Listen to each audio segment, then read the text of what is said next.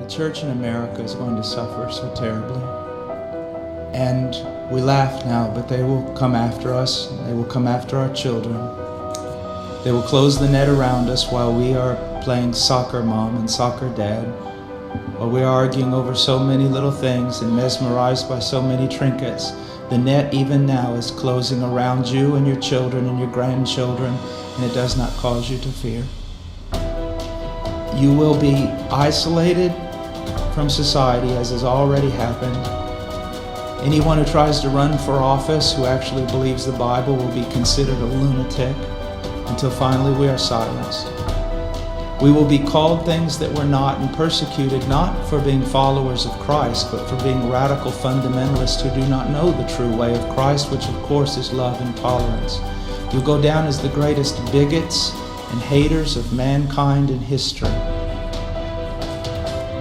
They've already come after your children, and for most of you, they got them. They got them through the public schools and indoctrination, and the university and indoctrination, and then you wonder why your children come out not serving the Lord. It's because you fed them right into the devil's mouth. So little by little, the net is closing around, and then it's not little by little. Look how fast things are going downhill just in a matter of weeks. Matter of weeks. But at the same time, know this. Persecution is always meant for evil, but God always means it for good. And is it not better to suffer in this life, to have an extra weight of glory in heaven? You must settle this in your mind. This is the one thing I want to say over and over.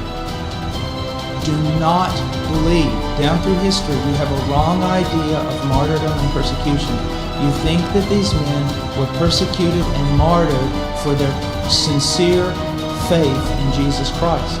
That was the real reason, but no one heard that publicly. They were martyred, and they were persecuted as enemies of the state, as child molesters, as bigots, as narrow-minded, stupid people who had fallen for a ruse and can contribute nothing to society.